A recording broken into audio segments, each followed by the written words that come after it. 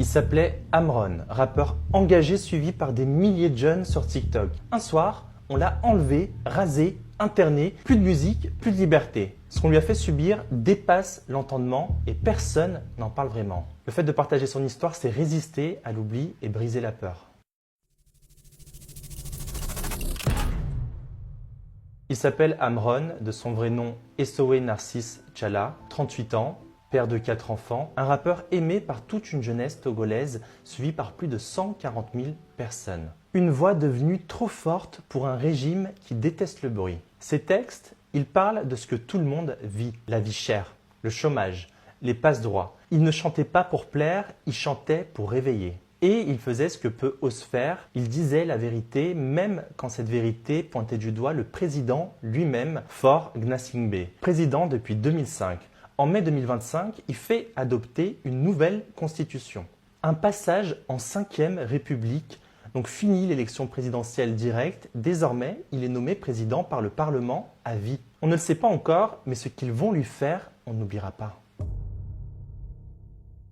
Le 26 mai 2025, la nuit est tombée, depuis longtemps. Il est 22h30, quelque chose va se passer. Quelque chose qu'aucune chanson ne peut prévenir. Une cinquantaine d'hommes armés encerclent sa maison à Agoé-Asieye, dans la banlieue nord de Lomé. Des gendarmes cagoulés, silencieux, ils n'annoncent rien, ils ne montrent rien, aucun mandat, aucune sommation, ils forcent l'entrée. Ils fracassent la porte, ils bousculent, frappent, crient.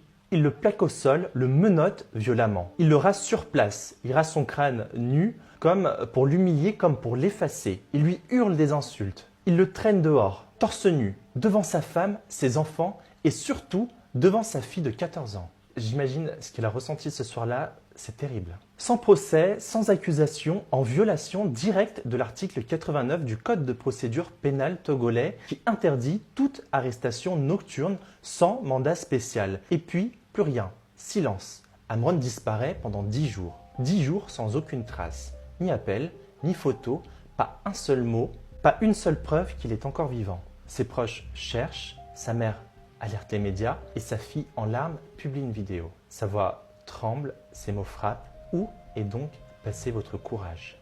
La réponse n'arrive pas, mais un message si. Le 5 juin, une vidéo, il réapparaît dessus sur son propre compte TikTok. Comme un retour, mais quelque chose cloche. On y voit Amron, crâne rasé, regard vide, voix neutre. Il lit un texte, il s'excuse, il dit regretter. Il parle de dépression sévère, il dit qu'il est malade et qu'il est maintenant soigné dans un hôpital psychiatrique. Mais ce qu'il dit n'est pas ce qu'il veut dire.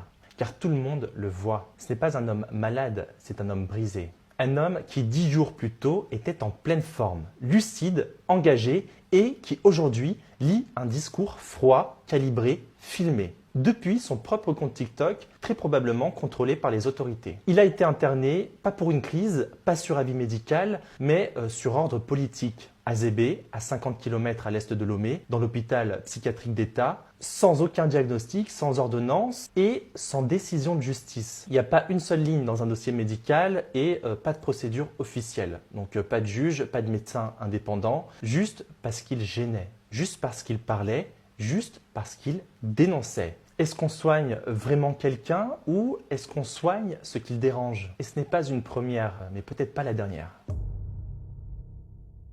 Au Togo, d'autres voix contestataires ont disparu. Le poète Kofi Affexio, le blogueur Sopkor, le militant Aziz Goma, tous arrêtés pour avoir écrit, posté, parlé. Mais ce jour-là, pendant qu'il est enfermé dehors, le pays s'agite. Le 6 juin, c'est l'anniversaire du président. Des jeunes veulent manifester, c'est interdit. La ville est quadrillée. Des manifestants sont arrêtés. Certains sont frappés, d'autres dispersés à coups de gaz lacrymogène. Mais une chose devient claire. Amron n'est pas seul. Des voix s'élèvent. La diaspora togolaise, en Belgique, en France, au Canada, proteste. Des hashtags inondent les réseaux sociaux, hashtag FreeAmron, hashtag justice pour Amron, hashtag Togo sans voix. Des poètes, des rappeurs, des anonymes, tous disent assez.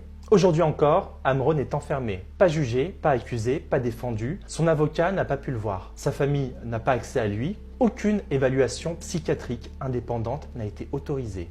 Il est isolé, invisible, effacé, mais ce que le pouvoir ne comprend pas, c'est qu'il n'a jamais été aussi présent. parce que le silence d'un homme peut parfois hurler plus fort qu'un micro.